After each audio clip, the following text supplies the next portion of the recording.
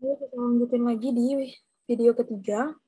Memang agak ini ya, agak panjang. Maksudnya bukan panjang juga sih terkait dengan siap ini biar lebih detail aja gitu. Jadi bisa mungkin teman-teman ini paham dengan konsepnya gitu. Kenapa sih bisa tertulis kayak gitu, bisa ada perhitungannya kayak gitu. Jadi makanya lebih detail tuh jadi biar nggak dihafal.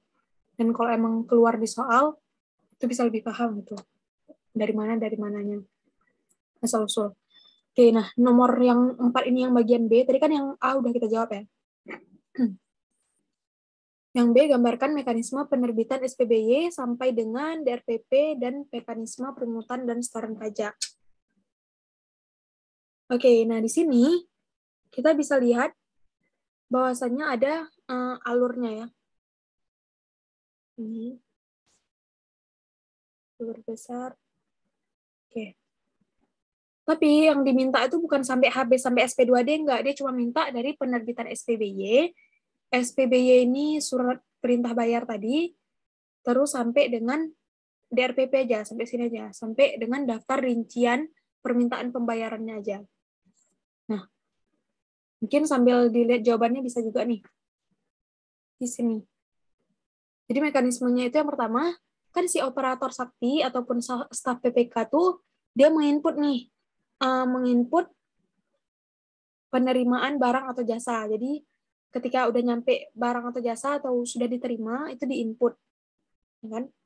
Nah terus, ketika barang dan jasa tadi udah diinput, udah nyampe, udah diterima, maka kan kita membuat surat permintaan bayar kan, karena kan udah apa ya, pihak ketiga itu udah menyelesaikan tugasnya ke kita, memberikan kewajiban dia ke kita udah dapat hak, maka kita harus bayar. Kita input SPBY, ya kan? Si operator nih input surat perintah bayar, surat permintaan bayar. Nah, terus habis itu nanti PPK ataupun pejabat pembuat komitmen, dia itu dicek lagi nih, apakah udah valid atau belum, apakah pencatatannya udah benar sesuai dengan hak bukti tagihnya belum, gitu kan. Akhirnya disetujui lah, kalau misalnya udah oke, disetujui surat bayarnya ini, habis itu diberikan, ini tuh ke bendahara. Bendahara dalam hal ini tuh mengeluarkan kwitansi, jadi dia itu yang akan membuat kwitansi terkait dengan belanja tadi gitu. Kwitansi ini untuk apa? Kwitansi ini bendahara itu dia itu selain membuat daftar rincian itu, daftar rincian terkait dengan pembayaran, permintaan pembayaran, dia juga melakukan pungutan pajak. Jadi dari SPBY tadi dia mau lihat nih apakah perhitungan pajaknya udah benar atau belum gitu. Kalau misalnya udah benar, nanti dicatat setoran pajaknya, bukan. Dia itu kan melakukan pungutan pajak yang mana pungutan pajak ini akan disetor ke biller dan MPN G3, ya kan? Kalau misalnya udah dipungut, besok kan dipungut pajaknya kan di store.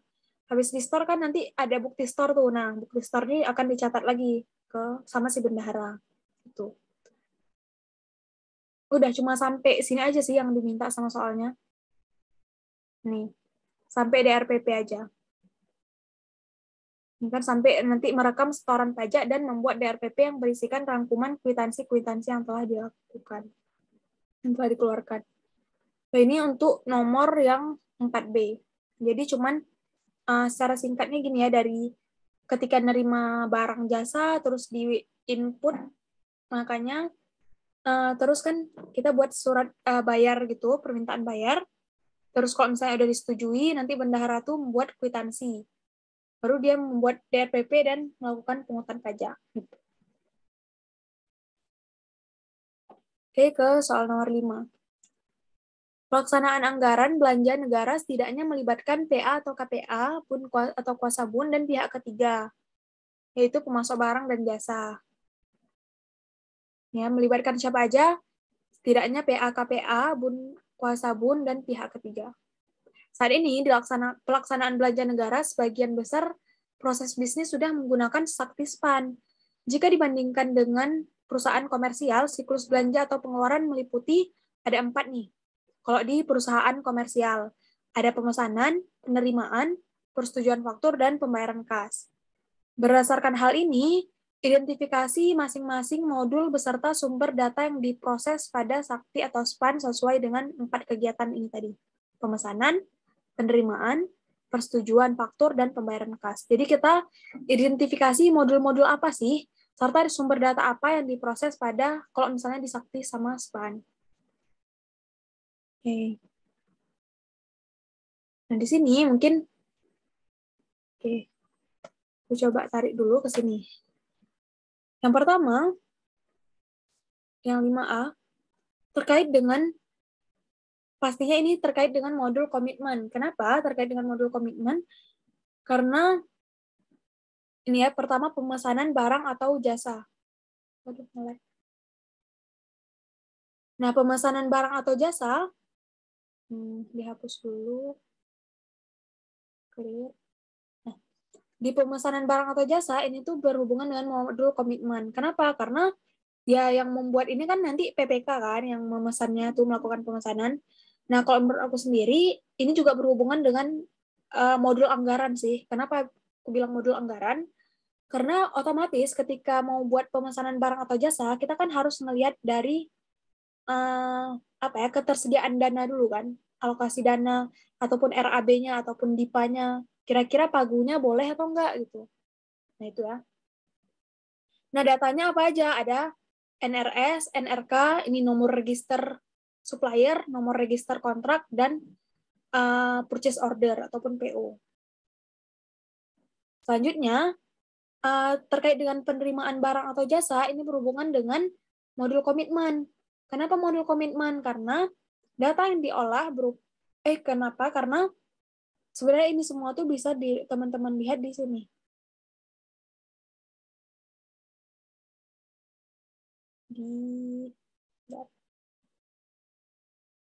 Ada di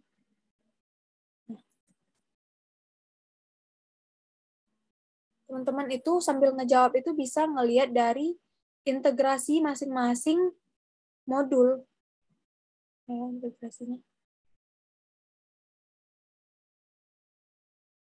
Oh, tidak ada. Sebentar aku buka lagi. Modul pembayaran, integrasinya. Nah, nih. Di sini kan, nanti teman-teman bisa lihat nih. Pas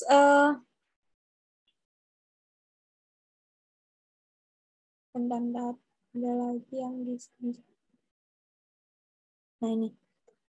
Waktu di sini, nah di sini kan ada alur nih, perolehan aset atau jasa. Berarti kan perolehan itu kan penerimaan ya, penerimaan aset atau jasa. Nah, ini tuh berhubungan dengan modul komitmen gitu. Itu cara jawab yang tadi. Jadi teman-teman bisa pakai landasan ini, PPT ini, untuk menjawab yang tadi. Nah, ini ya. Sebentar mulai. Oke. Nah, terkait dengan kegiatan penerimaan barang atau jasa itu berkaitan dengan modul komitmen. Data yang diolah berupa apa? BAST, ataupun berita acara serah terima, gitu kan, dan lain sebagainya, bukti pembelian, faktur, dan lain sebagainya. Terus, terkait dengan kegiatan penerimaan barang atau jasa, ini juga berkaitan dengan modul aset tetap. Kenapa? Ketika barang diterima, otomatis barang ini akan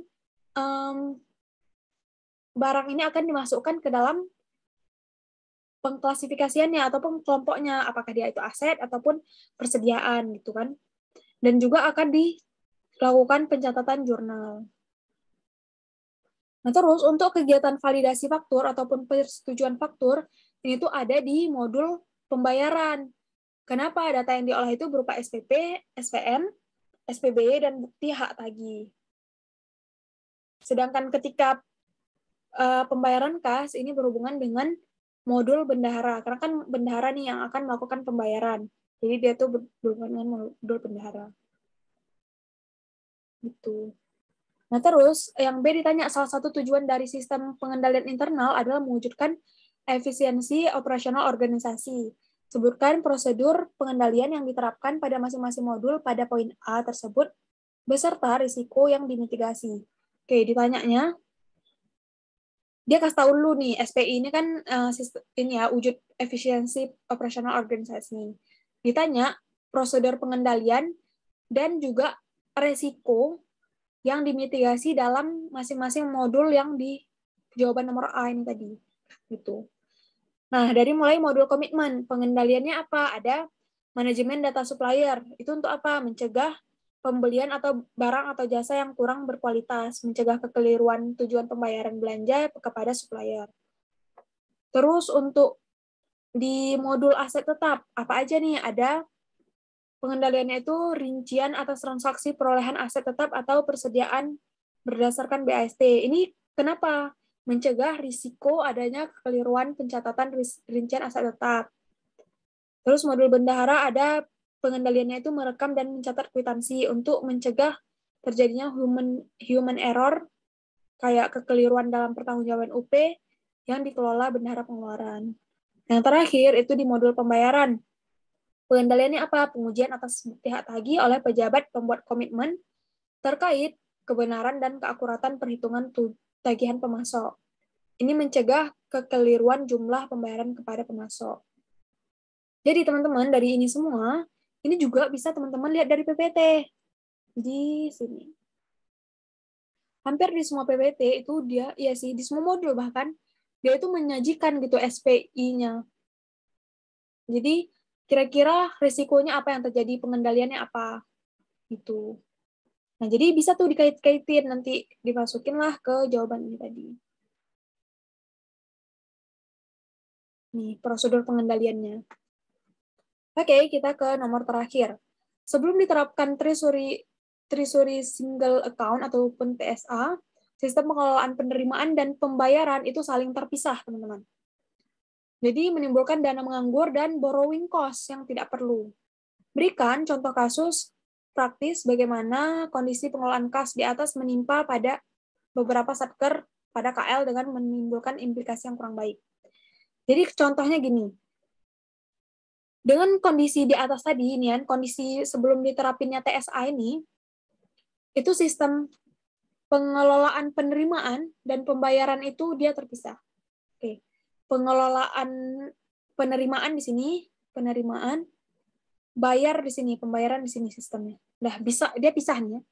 Pisah. Oke. Nah, terus jadi kalau misalnya suatu satker itu dapat uang gitu kan melalui rekening kredit tertentu. Nah, di sini Erkun ya, Erkunnya di sini. Misalnya ya. Nah, misalnya si satker tuh dapat suatu penerimaan, ya kan, kredit. Terus dia tuh nggak langsung setor ke Erkun, jadi kan uangnya tuh masih di sini ya. Sedangkan ada satker lain, misalnya gitu kan, satker Z, dia tuh mau melakukan pembayaran gitu. Tapi uangnya itu nggak cukup di Erkun gitu. Padahal sebenarnya kalau misalnya uang ini di store, uangnya itu bisa cukup gitu. Jadi ini kan akibatnya apa? Akibatnya di sini kelebihan kas, ada ekses kas, ya kan? Kas yang menganggur pendapatannya. Sedangkan di sini itu nggak cukup uang gitu. Makanya ada borrowing cost gitu yang nggak perlu. Yang seharusnya kalau misalnya udah satu sistem, udah treasury single account gitu kan, semuanya udah ke satu sistem tuh, begitu pendapatan di situ, belanja juga di situ gitu. Jadi uangnya itu terkelola lebih baik. Nah, sebutkan prosedur pengendalian yang diterapkan pada modul-modul sakti atau SPAN terkait dengan manajemen kas, khususnya prosedur yang berkaitan dengan upaya pemerintah memitigasi risiko kegagalan terlambat atas pemenuhan kewajiban. Kalau tadi kan si satker nih misalnya, si satker yang sini tadi mau belanja, tapi uangnya nggak ada kan? Nah, kalau misalnya uangnya itu nggak ada, nah,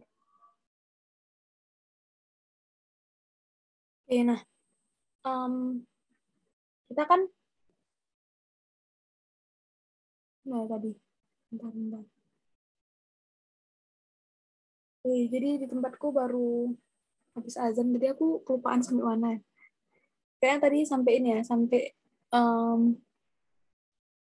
kalau misalnya, oke aku ulang sedikit deh. Kalau misalnya nggak ada pakai TSA ini, berarti kan kalau misalnya ada satker, dia itu mau belanja gitu kan. Nah, kalau misalnya dia nggak ada uang, otomatis itu menjadi penghambat gitu. Jadi menghambat dia dalam melakukan pembayaran tadi gitu. Sedangkan padahal di uang di satu satker lagi di penerimaan itu ada uang gitu. Oke, kita lanjut ke next soal. Nih, kalau misalnya mau dilihat ininya, kesimpulannya ini, sehingga dari contoh sederhana tadi dapat kita ketahui pentingnya pengelolaan rekening tunggal, yaitu untuk memudahkan BUN mendeteksi keberadaan dana menganggur pada satker gitu. Jadi kalau misalnya udah satu terintegrasi gitu kan, kalau misalnya udah terintegrasi tadi, dia tuh bisa langsung di situ penerimaan, di situ juga pembayaran gitu lah. Oh, aku udah ingat deh. Nah, di sini kita tadi di soal B ya. Sebutkan prosedur pengendalian yang diterapkan pada modul-modul sakti atau SPAN terkait dengan manajemen kas.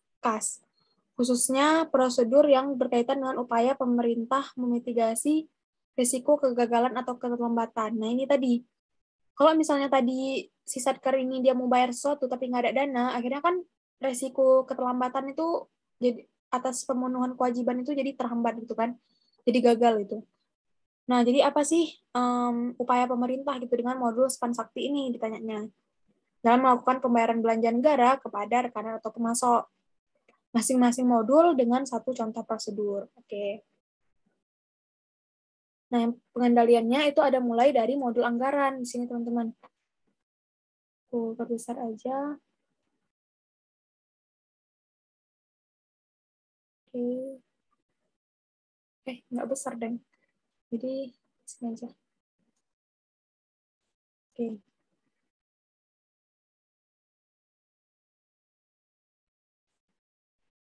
Nah, itu dari modul anggaran. Nah, tadi. Modul anggaran itu dia berfungsi penyusunan rencana penarikan dana dan penerimaan dana. Jadi, di situ udah di fungsi untuk penerimaan situ, fungsi untuk pembelanjaan situ, semuanya kan. Ada di halaman 3 DIPA. Dan ada AFP juga, Annual Financial Plan, per bulan dalam 1 tahun. Habis itu, nanti di modul Sakti dan SPAN juga, itu ada modul komitmen. Yaitu dicatat tuh, ada data perikatan kontrak dalam rangka mengakui kewajiban. Nah, di sini kita bisa tahu nih, kewajiban dari pemerintah gitu. Karena adanya komitmen tadi, adanya ikatan kontrak yang digunakan untuk perencanaan pembayaran. Kalau kita udah tahu nih, oh kira-kira kita ada kewajiban untuk si A, gitu kan? Kewajiban ke si supplier A. Nah, otomatis kita akan melakukan perencanaan pembayarannya gitu. Terus ada di modul bendahara. Modul bendahara ini pencatatan atas pembayaran yang dilakukan melalui pengeluaran UP pada kwitansi. Jadi di RPP tadi, daftar rincian pembayaran tadi yang digunakan untuk memproses SPP, surat permintaan pembayaran, dan juga SPMGUP pada Satker untuk mengisi ulang UP yang dikelola bendahara. Nah, lalu ada modul pembayaran di SPAN Sakti. Ini kan modul-modul yang udah kita belajar ya. Jadi modul pembayaran itu nanti di situ pembuatan RPD harian dan penyampaian ke KPPN. RPD ini apa? Rencana penarikan dana. Jadi, penarikan dana tuh lebih terstruktur gitu, teman-teman. Jadi, kita udah ada perkiraannya gitu, mau diambil kapan. Jadi, nggak ada yang pembayarannya tuh terhambat gitu. Nah, RPD harian ini digunakan untuk memperkirakan kebutuhan pembayaran Satker. Nah, oke, lalu yang terakhir itu ada modul kas. Modul kasnya apa? Modul penatausahaan rekening milik BUN sebagai bagian dari pengelolaan kas dalam rangka pelaksanaan tes A tadi. Jadi dia tuh yang buat jadi single account gitu, yang jadinya apa namanya tuh pengelolaan kasnya tuh kas masuk dan kas keluarnya itu lah. Itu namanya modul kas. Itu teman-teman. Oke. Sekian dari dari pembahasan soal bahas esai di Solo TS tahun 2020 kemarin. Kalau misalnya teman-teman masih ada pertanyaan ataupun ada tanggapan atau ada masukan dan lain sebagainya, itu teman-teman bisa isi di steiner.id/bebas. Sini ya, di link ini teman-teman. Jadi teman-teman bisa bebas saja ngisi apa aja, masukan dan saran lainnya. Thank you dan semangat buat ujiannya.